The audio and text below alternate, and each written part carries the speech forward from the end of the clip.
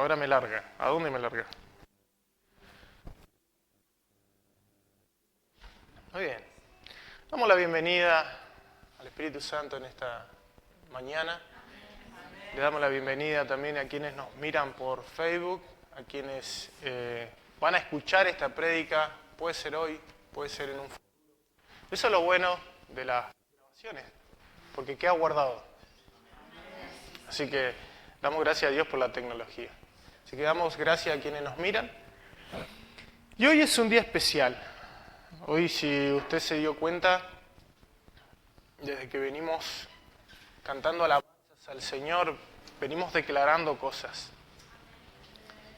Y todo tiene un porqué en esta vida, y las canciones tienen un porqué. Las alabanzas al Señor tienen un porqué. Y todos nombraban algo, y se referían siempre a la cruz. Por eso que mi prédica, la prédica que el Señor me dio para compartirles a ustedes, tiene como título La cruz del medio. No muchos quieren predicar de esto. Es algo que se debería hacer, sí, porque es a lo que estamos llamados a hacer, a contar lo que nuestro Salvador hizo, o le pasó, o vivió. Y es fuerte, porque Él sufrió por nosotros, por nuestras vidas. Pero es tan común ver en la sociedad cruces por todos lados. Podemos verlas colgadas en nuestros cuellos, podemos verlas como pulseras, hasta las podemos encontrar en los paragolpes o parachoques de los vehículos. Las podemos encontrar en todos lados las cruces. Yo particularmente no utilizo. No porque no me guste, sino que para mí tiene una connotación totalmente diferente. Con esto no estoy diciendo que no la puedan utilizar, no me malinterprete, ¿sí? Si a usted le queda bonito, úsela. A mí no creo que me quede bonito colgado, así que... Cuenta la historia que este castigo, la crucifixión, la cruz, viene desde el imperio de Asiria, cerca del siglo IV a.C. Y esta cruz la adquirieron los persas, los griegos, los indios, los egipcios, hasta los japoneses, como un método de castigo. Pero llegó en manos de los romanos y ellos como que la perfeccionaron un poquito más. Quiero que preste atención a todo esto que vamos a estar hablando esta mañana, porque la cruz, esa cruz, tiene un peso en nuestras vidas, ¿sí? Y a veces no le tomamos la importancia que corresponde. Porque miramos solamente lo que nos cuentan y no nos enfocamos o no ahondamos en la historia, en lo que ocurrió, en lo que pasó, qué trasfondo tenía. Cuando llega a Roma, es transportada esa idea a través de los fenicios, de los cartagineses. Ellos la introdujeron a Roma como un método de castigo. Y fue utilizado especialmente escuchen, para este tipo de gente: esclavos, piratas, rebeldes, cautivos de guerra y criminales sanguinarios. ¿Se da cuenta para quién era? La crucifixión era considerada totalmente humillante para quien la iba a sufrir. Este era clavado en un poste, semidesnudo, con un cartel sobre su cabeza que determinaba y especificaba quién era o qué hizo, para que la gente lo viera y supiera quién era. Era un símbolo de vergüenza. ¿Se da cuenta todos los pequeños detalles que significaba portar una cruz? Pero lo más chistoso era que para la gente de Roma, los ciudadanos de Roma, este castigo no era para ellos, porque no era un castigo grato hacia sus vidas, sino que este castigo era para los judíos o para los que eran fuera de los ciudadanos romanos. ¿Por qué? Porque ellos eran considerados personas nobles. Escucha, personas nobles. Por ende, ellos no tenían por qué sufrir esa cruz en su vida. Por eso es que ellos merecían un mejor trato. Los romanos merecían un mejor trato cuando se trataba de morir o pagar una condena. Y esa era, miren el mejor trato, decapitarlos o matarlos con espada. ¿Por qué? Porque era más rápido.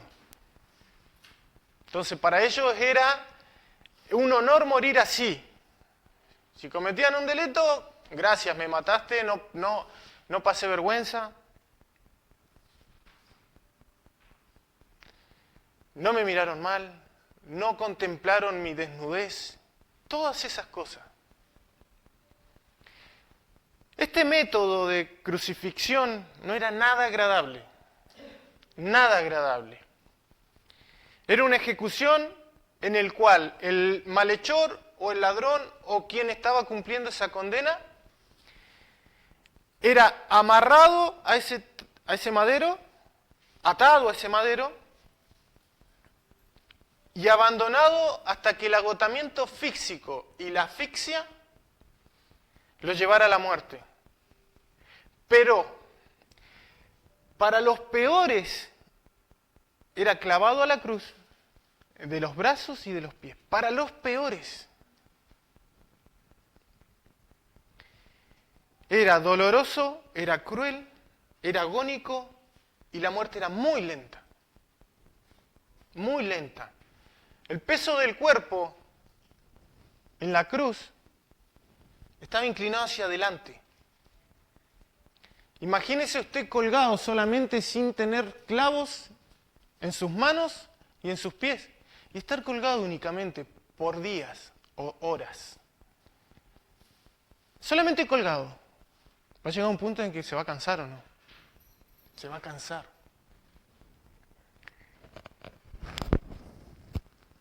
Al estar en esa posición, ¿qué pasaba con sus pulmones? Se comprimían tanto que llegaban al punto de la asfixia y del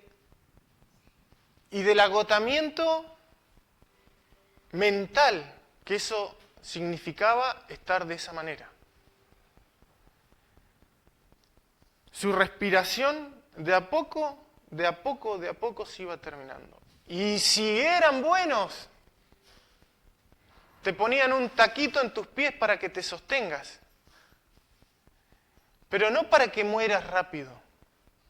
Para que mueras entre 2, 3 a 4 días después. Miren qué sufrimiento que era estar en la cruz. No hay peor muerte. Está designada durante los siglos hasta el tiempo de hoy. No hay peor muerte que ser crucificado. Pero también cuenta la historia que en el año 33 después de Cristo, en Jerusalén, bajo el gobierno de Poncio Pilato, un día viernes, siendo la fiesta anual de las Pascuas, a las 15 horas, murió un hombre en esa cruz. Y ese es nuestro Señor Jesucristo. El Hijo de Dios dio su vida en esa cruz por nosotros, por usted, por mí, sufriendo tal método de ejecución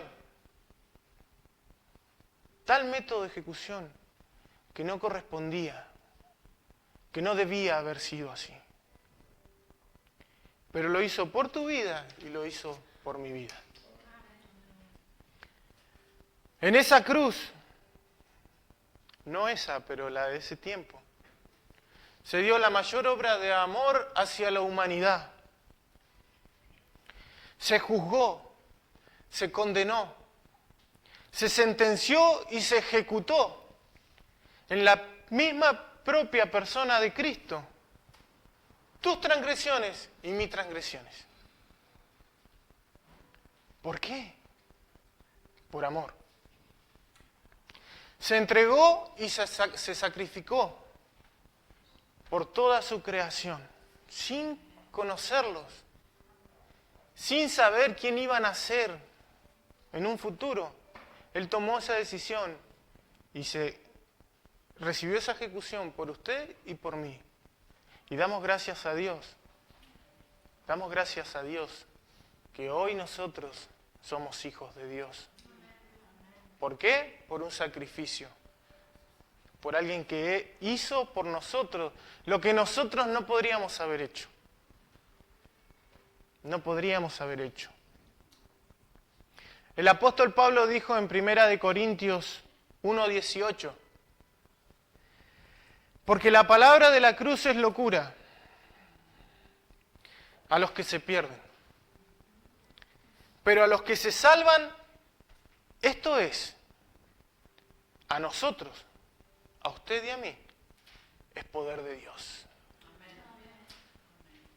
Imagínese, es poder de Dios.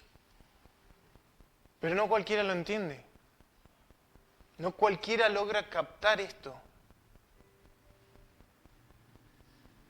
Hasta lo pasamos por alto. ¿Cuál es mi pensamiento? Que nuestro Señor Jesús, de las 3 cruces que habían en ese lugar, Él ocupó la del medio. Para quienes dictaminan la sentencia, era la peor de todas, denominadas el peor malhechor. El peor malhechor. Le daban el tablón más alto, porque eso también consideraba de que era el peor criminal, o un criminal mayor a los que tenía. Esa cargó él. Pero ¿saben qué? ¿Qué es lo importante? Que para nuestro Dios no era el último. El Señor Jesús no era el último, era el primero. Era el número 1. Era el que estaba declarando una victoria. Era el centro de su plan redentor. Y era un plan preparado desde el comienzo de la fundación del mundo.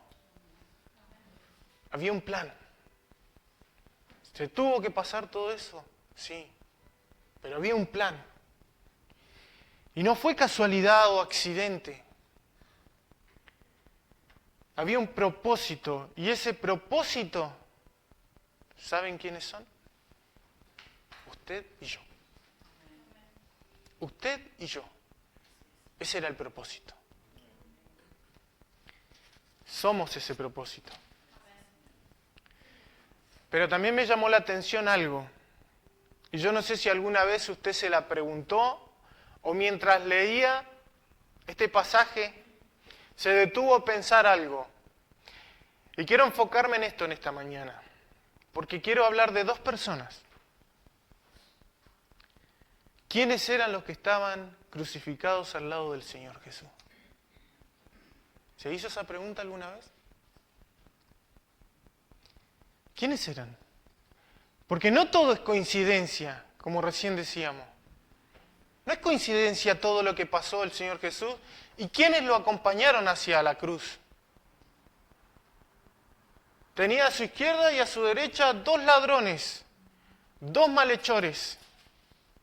Pero esos 2 malhechores los pusieron también ahí para que así de la misma manera dictaminaran o lo nombraran al Señor Jesús. Otro malhechor más.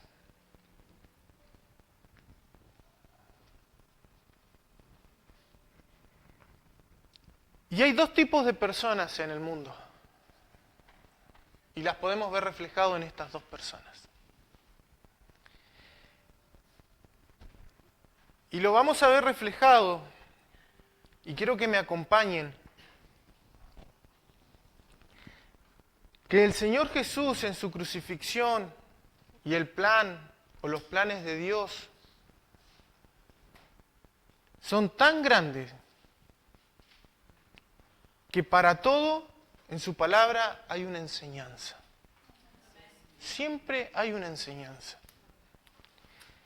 Hebreos 4:12 dice: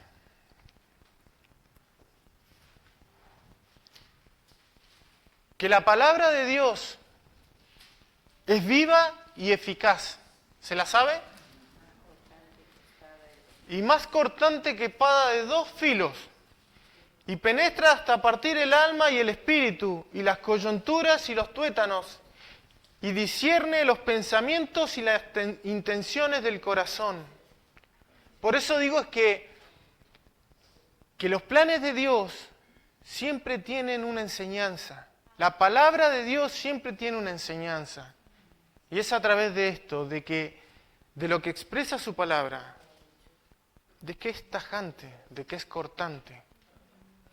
Pero no solamente eso, sino que o te salva o te condena. O te salva o te condena. Así es la palabra de Dios. Pero ¿saben por qué? Porque no se trata de nosotros. No se trata de mi vida, de tu vida, sino que se trata de la vida de Cristo en tu vida. De la vida de Cristo en tu vida. De eso se trata. Habían 2 ladrones. Uno se llamaba Gestías. Este malhechor estaba a la izquierda del Señor Jesús, denominado así por la historia como el mal ladrón. Este malhechor, Gestías, no creía ni creyó nunca en el Señor Jesús. Era una persona tan egoísta consigo mismo que miren lo que dice la palabra del Señor. En Lucas 23:39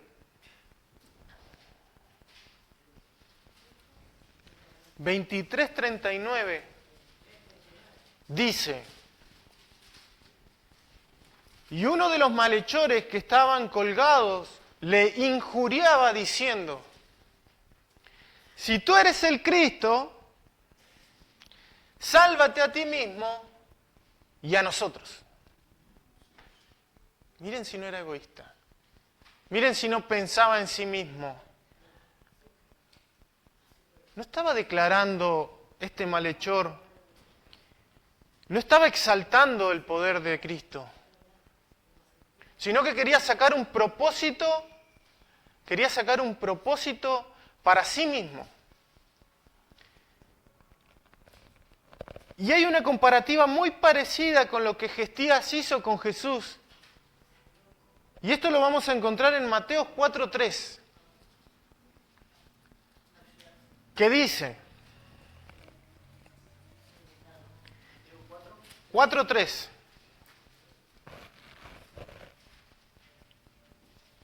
y vino a él el tentador y le dijo, de la misma manera que lo hizo Gestías, si eres el Hijo de Dios, di que estas piedras se conviertan en pan.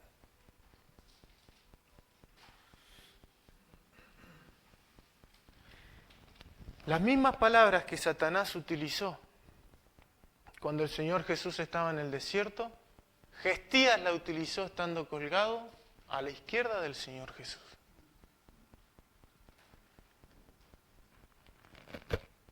Tomando la actitud, este hombre tomando la actitud de Satanás, quiso tentar al Señor Jesús. De la misma manera que Satanás lo quiso tentar en el desierto. ¿Para qué? Solamente para un beneficio propio. Satanás también quería sacar un beneficio propio del Señor Jesús, haciéndolo pisar el palito. Este malhechor quiso hacer lo mismo con el Señor Jesús, tentarlo. Jesús podría haberse dejado manipular por las palabras de este hombre y hubiese querido demostrarle su gran poder. Porque para el Señor no era imposible bajarse de esa cruz. Si Él quería, lo hacía. Si Él quería, daba ese paso y le demostraba a este hombre que Él era poderoso. Pero no, porque no eran sus planes, eran los planes de Dios hacia la vida del Señor Jesús. Porque se tenía que cumplir un propósito.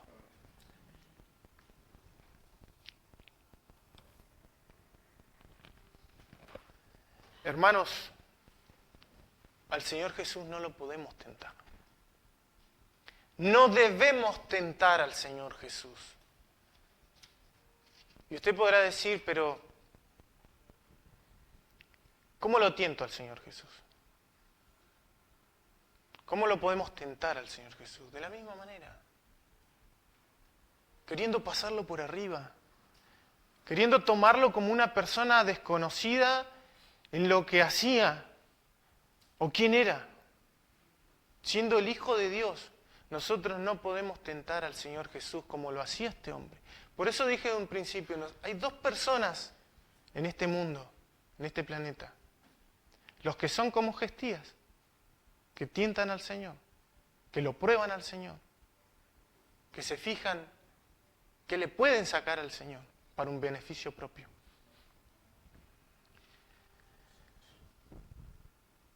¿Y saben cuál era ese beneficio? Que Él quería bajarse de esa cruz para seguir haciendo lo que venía haciendo. Robando, estafando, y vaya a saber qué otras cosas más. Y es muy probable que se lo cruzó en algún momento. Porque el Señor Jesús andaba por todas partes, predicando. Y es muy probable que se lo cruzó. Pero lo rechazó. Lo rechazó. Vaya a saber cuántas veces.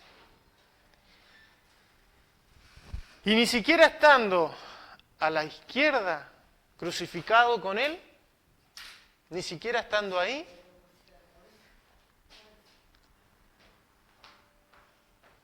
ni siquiera estando cerca de la muerte, Él tuvo un arrepentimiento. Ni siquiera teniéndolo ahí. Dos personas en este mundo. Tenía delante suyo la única y la última oportunidad de salvación y este hombre la desaprovechó totalmente por ser un egoísta. Dice Jeremías 17:9.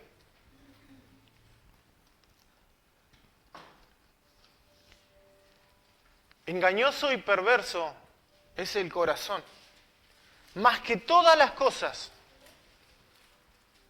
¿Quién la conocerá?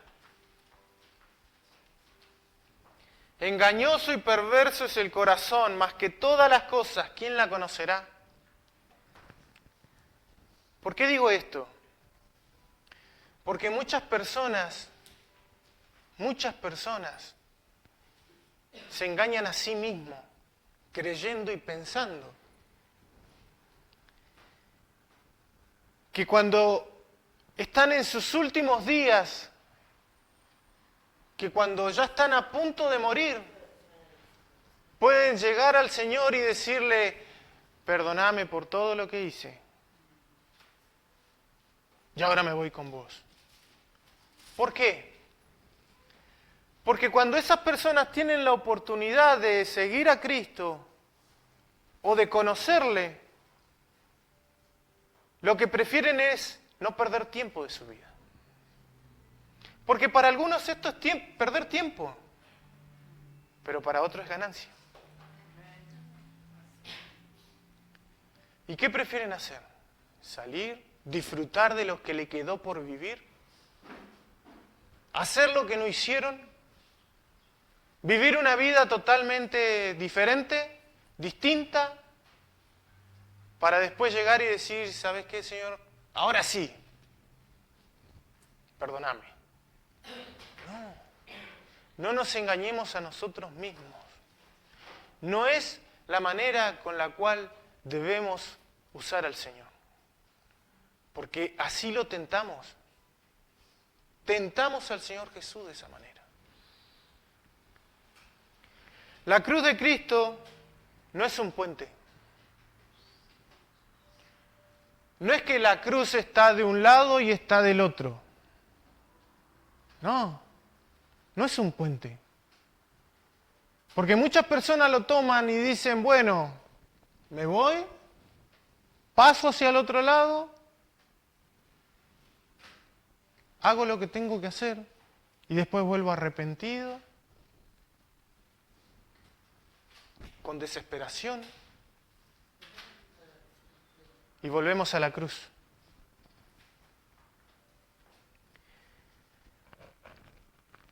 Y una vez logrado el cometido, recibir el perdón que el Señor te da, volvemos a hacer lo mismo. No es un puente, hay un solo camino. Un solo camino. Y esa es la cruz. No tiene vuelta, es un solo camino. Y es la cruz. Es lo que este hombre quería hacer, gestías. Hebreos 9:27 dice la palabra del Señor: está establecido que los hombres mueran una sola vez y después de esto el juicio. El juicio llegó a la vida de este hombre. Pero había otro ladrón que estaba a la derecha del Señor Jesús. ¿Sabe su nombre? Demas se llamaba. Denominado por la historia el buen ladrón, o por algunos historiadores, el buen ladrón. Este terminó arrepentido y se humilló ante el Señor. ¿Por qué? Porque se dio cuenta de algo. ¿Quién era el Señor?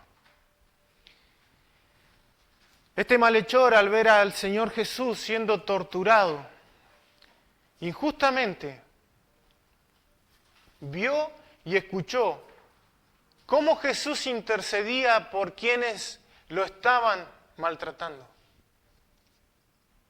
Y le pedía a Dios, a su Padre, perdónalo, porque no saben lo que hacen. Eso, en la vida de Demas, que se quebrantó totalmente su corazón, de tal manera que generó en su vida un arrepentimiento real. Porque no cualquiera que está sufriendo o está siendo castigado o está pasando algo que es injusto en su vida, pide por otros. O pide por quienes lo están maltratando. Pero el Señor Jesús, totalmente diferente, lo hizo. Atravesó ese engañoso corazón de este hombre, de este ladrón, entendiendo quién era y por qué le habían puesto sobre su cabeza las palabras que escribieron. ¿Saben qué escribieron? ¿Qué le escribió Poncio Pilato sobre su cabeza? Este es el rey de los judíos. Este es el rey de los judíos. Se dio cuenta que él era el rey. Se dio cuenta que él era el rey. Lucas 23:40, y es lo que expresa este ladrón.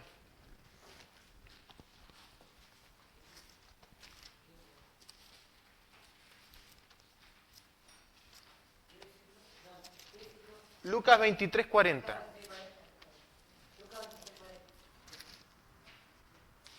Se molestó tanto con el otro malhechor que dijo esto. Respondiendo el otro, o sea, Demas, le reprendió a... ¿Cómo se llamaba? Gestías. Bien. Diciendo, ¿ni aún temes tú a Dios estando en la misma condenación? ¿Ni aún estando tú temes a Dios estando en la misma condenación?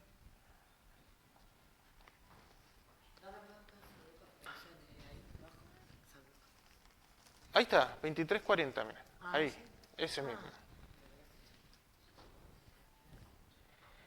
Pero también reconoció algo, y es el versículo 41. Y dice, nosotros a la verdad injustamente padecemos. Justamente padecemos, porque recibimos lo que merecieron nuestros hechos, mas ningún mal hizo. Reconoció. El reconocer en nuestras vidas lo que nosotros hacemos es importante. Pero también hubo un arrepentimiento. Versículo 42. Y dijo a Jesús, acuérdate de mí cuando vengas en tu reino. Este malhechor estaba declarando quién era el Señor. Ni por más que haya logrado que se bajara de esa cruz, como lo quería Gestías, ni por más que se bajara y quisiera hacer buenas obras, no iba a lograr conseguir la entrada al cielo. Porque nosotros no entramos al cielo por buenas obras. No por ser buenos nos ganamos el cielo, sino por temor a Dios. Temor a Dios. Y porque reconocemos quién es el Señor. Porque la salvación se gana por gracia, por medio de la fe. Así nos ganamos la salvación del Señor.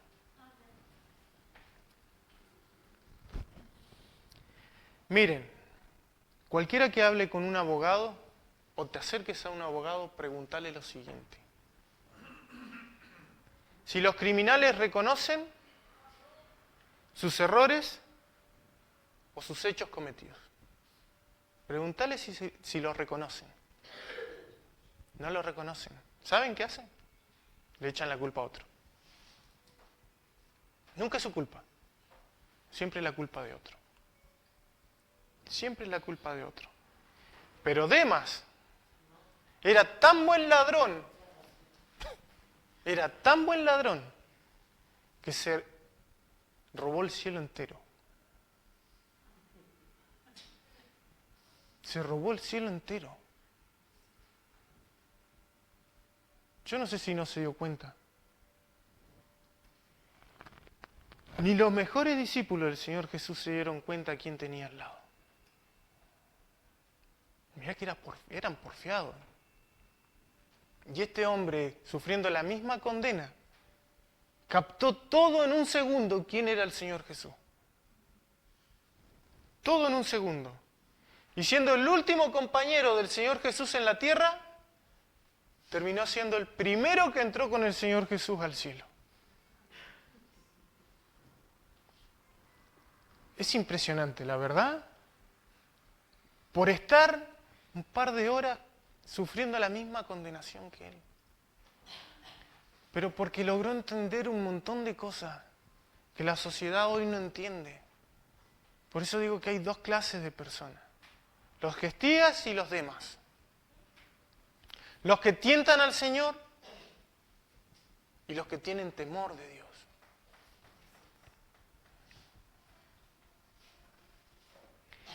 Es tan grande la obra de nuestro Señor Jesús en esa cruz, que no solo murió para salvarnos a todos en la humanidad, sino que de por sí murió salvando. ¡Qué gran obra! ¡Qué gran obra la que hizo el Señor Jesús! Y quiero ir terminando porque sabemos que tenemos la Santa Cena del Señor que vamos a compartir. Y debemos ser gratos por poder hacerlo. La gran pregunta que se me viene a mi vida es, después de todo esto, ¿dónde vamos a poner la mirada? ¿Dónde vamos a enfocar nuestra mirada? ¿En el mundo?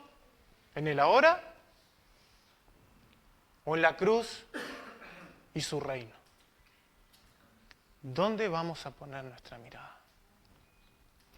El apóstol Pablo dijo en Gálatas 2:20, y creo que esto se lo debe saber de memoria. Dice, con Cristo estoy juntamente crucificado. Y ya no vivo yo, mas Cristo vive en mí. Y lo que ahora vivo en la carne, ¿cómo dice? Lo vivo en la fe del Hijo de Dios, el cual me amó y se entregó a sí mismo por mí y por ti. Demas, debemos actuar como actuó este hombre. Debemos entender que siendo aún pecadores, nosotros pecadores, como predicó el pastor, siendo aún o cometiendo aún macanas,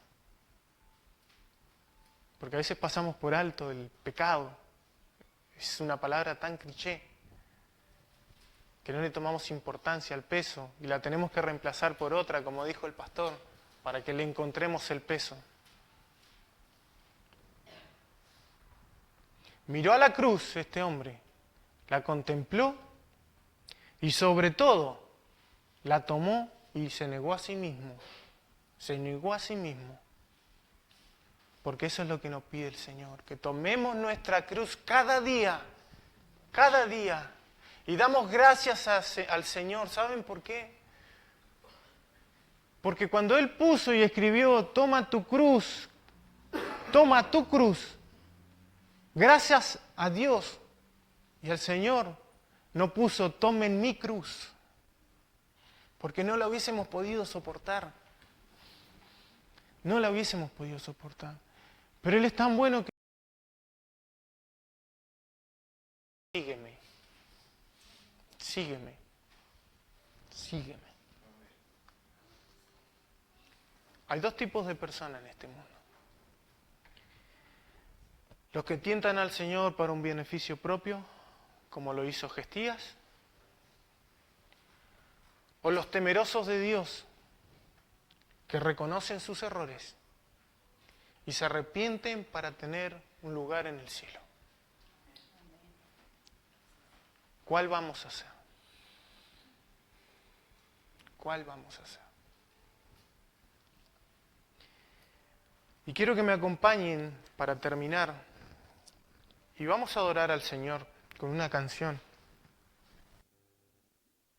Está en Juan 14:1-3. Juan 14:1-3. ¿Lo tiene?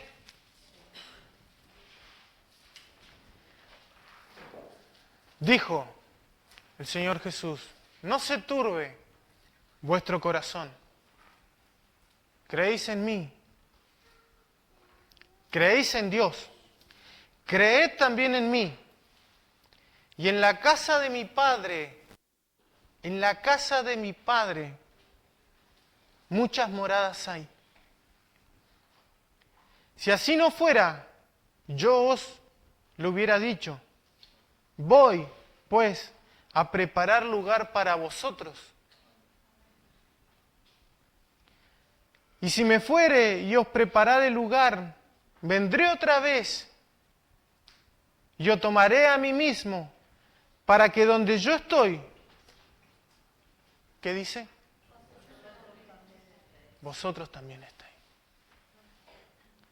De eso se trata la cruz. De eso se trata lo que el Señor Jesús hizo. De entender que el sacrificio que Él hizo en esa cruz por nuestras vidas no fue en vano. Pero hermano, no lo tentemos. No lo tentemos. Sino más bien seamos temerosos de Dios. Temerosos de Dios. Amén. Póngase de pie y vamos a orar al Señor. Vamos a orar, cierre sus ojos. Gracias, Señor, te damos por esta palabra. Gracias, Señor, porque podemos lograr entender de que podemos correr a tu cruz. Podemos ir hacia ti.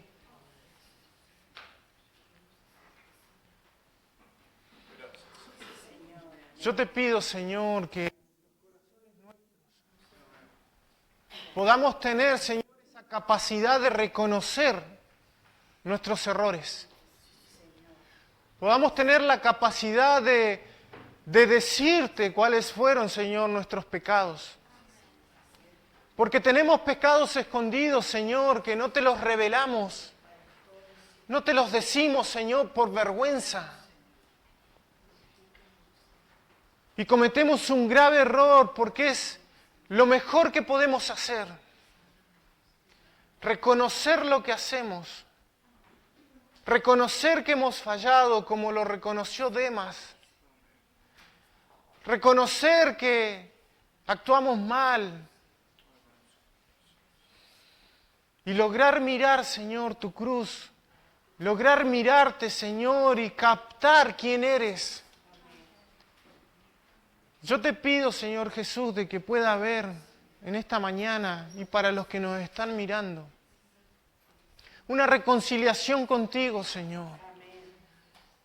Entregamos nuestros corazones. Nos rendimos a ti, Señor, porque tu cruz es perfecta. Porque tu cruz es perfecta.